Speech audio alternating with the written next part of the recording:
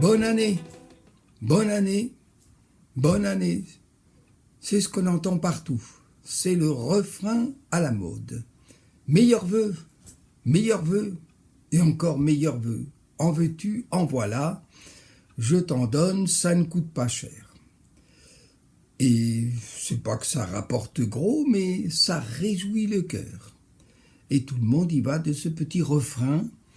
Et c'est une bonne chose. Il vaut mieux se souhaiter de bonnes choses que de mauvaises. Et c'est pourquoi je voudrais vous donner quelques conseils pour que les bons vœux réussissent, pour que cette année soit bonne, que cette année soit une bonne année. Et la première chose, c'est insister sur un point sur lequel Jésus a aussi beaucoup insisté, c'est celui des soucis. Les soucis empoisonnent la vie. Et les soucis empêchent la réalisation des bons vœux. Les soucis aussi provoquent des difficultés, c'est-à-dire on devient amer. On devient amer. Les soucis, c'est pour ça que Jésus nous recommande de ne pas nous faire de soucis. Et il nous invite à ne pas nous faire de soucis. Ne vous inquiétez de rien, dit-il. Et c'est une attitude et un conseil très sage. Si vous voulez réussir cette année, n'ayez pas de soucis. Mais alors, comment faire pour ne pas avoir de soucis ? La meilleure chose qu'on puisse faire, c'est tout simplement, c'est de prier. À la place des soucis, c'est de les remplacer par la prière. Et la prière, c'est faire confiance à Dieu. C'est de dire, Seigneur, tu vois, il y a ce souci, ce problème. Je ne sais pas comment je vais me dépatouiller, me sortir d'affaires, mais je compte sur toi pour m'aider. Et à la place du souci, mettez la prière. Remplacez le souci par la prière, la foi dans celui qui vous entend, qui vous écoute et qui veut vous faire du bien. Les soucis, c'est quelque chose qui empoisonne la vie, comme je l'ai dit tout à l'heure. On peut être dans un endroit extraordinaire, contempler un site extraordinaire, et puis il y a une pensée qui vient, et c'est un souci qui arrive, et puis tout est gâché par la pensée de ce souci. Vous savez, c'est comme la salade. Il faut un peu de vinaigre, de vinaigrette, d'huile, de vinaigre pour relever la salade. C'est pas grand-chose, mais ça donne du goût. Mais le souci agit dans un sens inverse, c'est-à-dire qu'il ne donne pas de goût, mais il enlève le goût et il met de l'amertume à la place. Alors, les soucis affectent tous les domaines de notre vie. Et on peut être très heureux, très content, très joyeux, et toute petite pincée de soucis vient sur vous et gâche tout, et vous enlève la joie. Alors c'est pour cela que, comme les soucis influencent tout, et que Jésus, nous en a mis en garde, je voudrais simplement lire quelques versets dans le... pas seulement dans le... Non, on va lire dans le psaume, c'est David lui-même qui dit « Jusque à quand, Éternel, m'oublieras-tu sans cesse? Jusque à quand me cacheras-tu ta face? Jusque à quand aurai-je des soucis dans mon âme et chaque jour des chagrins dans mon cœur ?» Voyez, jusqu'à quand? Chaque jour des chagrins dans mon cœur. Il suffit que Dieu manque, que Dieu, qu'il nous semble qu'il nous oublie, Et puis voilà que le souci arrive. Le souci, c'est celui qui veut prendre la place de Dieu, qui veut prendre la place de celui qui nous aime. Alors, un conseil, et c'est un vœu, c'est un souhait que je formule à votre égard. Refusez les soucis. Et c'est du reste Jésus lui-même qui ajoute ceci. C'est pourquoi je vous dis, ne vous inquiétez pas pour votre vie de ce que vous mangerez, ni pour votre corps de quoi vous serez vêtus. La vie n'est-elle pas plus que la nourriture et le corps plus que le vêtement? Regardez, les oiseaux du ciel, ils ne sèment ni ne moissonnent, et ils n'amassent rien dans des greniers, et votre Père céleste les nourrit. Ne valez-vous pas beaucoup plus qu'eux?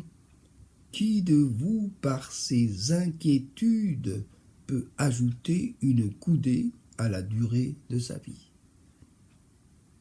C'est pourquoi ne vous inquiétez de rien. Je termine. Donc, ne vous faites pas de soucis. Dieu prend soin de vous. Quand il y a le souci, c'est-à-dire que Dieu s'en va, que Dieu est loin, que Dieu s'éloigne. Et c'est à nous de rechercher sa présence. Le deuxième point, le deuxième conseil que je donnerai, c'est celui ne cherche pas à critiquer. Ne cherche pas à critiquer tout ce qui ne va pas bien. C'est perte de temps. Il y a des gens, ils sont tout le temps, du matin jusqu'au soir, en train de critiquer ceci, cela, le gouvernement, le maire, le pasteur, les anciens, ils sont tout le temps en train de critiquer. Mais si vous passez votre temps ainsi, alors vous serez vite malheureux. Et c'est pour ça que le conseil, pour passer une bonne année, pour vivre une bonne année, c'est de dire non, moi je ne vais pas passer mon temps et perdre mon temps à critiquer, à juger. Non. Moi, j'ai mieux à faire, je préfère aimer. Et c'est ce que Jésus a fait. Il a aimé. Il a passé son temps à aimer. Et les apôtres, ils ont appris de lui, par lui, avec lui, à aimer également. C'est ça qui est important, c'est d'aimer. C'est d'aimer ceux qui sont autour de nous, ceux que Dieu a mis autour de nous. C'est de les aimer aussi imparfaits qu'ils soient, aussi difficiles qu'ils soient à vivre. C'est ça qui était important. C'est, au lieu de passer notre temps à corriger les autres, c'est ça qui malheureusement se passe, passons plutôt notre temps à les chérir, les aimer, ou tout simplement en priant, en intercédant pour eux. Et vous passerez une bonne année. Vous vivrez une bonne année. C'est ça qui est important. Pour vivre une bonne année, cessez de critiquer, cessez de juger, cessez de tout simplement fureter pour découvrir ce qui ne va pas, etc. Mais commencez par aimer. Aimez ceux qui vous sont insupportables. Bénissez-les. Faites-leur du bien. Aimez-les. Intercédez pour eux. Et vous verrez que Dieu répond à votre prière et les choses iront beaucoup mieux. Ça, c'est le deuxième conseil. Et le troisième, c'est celui-ci. Cessez de vous justifier à propos de tout. Vous savez, c'est une histoire ancienne, ça commence avec Adam et Ève. Ah non, c'est pas moi, c'est la femme que tu as mise à mes côtés. C'est elle la responsable. C'est Ève. C'est ce que dit Adam. Il accuse, au lieu de dire, c'est ma responsabilité, j'ai manqué à ma responsabilité. J'aurais dû dire à Ève, non, non, non, non, non, non, on écoute Dieu et on ne mange pas de ce fruit-là. On n'écoute pas le menteur. Alors, c'est un autre conseil. Pour passer une bonne année, n'écoutez pas le menteur. N'écoutez pas celui qui dit des mensonges, celui qui vous attire, vous séduit par des mensonges. Et n'essayez pas de vous justifier après en disant c'est pas ma faute. Combien de fois bien nous faisons cette erreur? C'est de mettre la faute sur les autres. Ou tout simplement de chercher une raison, une justification. Oui, mais c'était à cause de ça, c'était pour cela. J'avais cette intention, j'avais ce but. Et puis, par la même occasion, de se glorifier quelque peu. Non, n'essayez pas non plus de tout expliquer. Tout n'est pas explicable. Il y a des choses qu'on n'expliquera pas et que vous ne pourrez pas expliquer.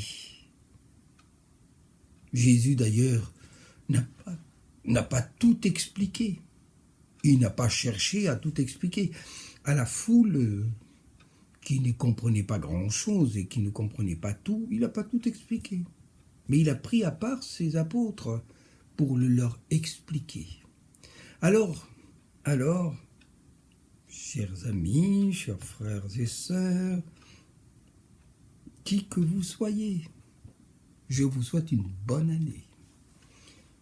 Et je fais comme tout le monde, je vous souhaite une bonne année. Mais une bonne année, c'est quoi? C'est tout simplement d'écouter les conseils de Dieu. Si vous écoutez ce conseil, c'est de ne pas faire la part grande et belle aux soucis, c'est de ne pas chercher à juger et même condamner votre prochain, et de ne pas chercher à vous justifier et à tout expliquer.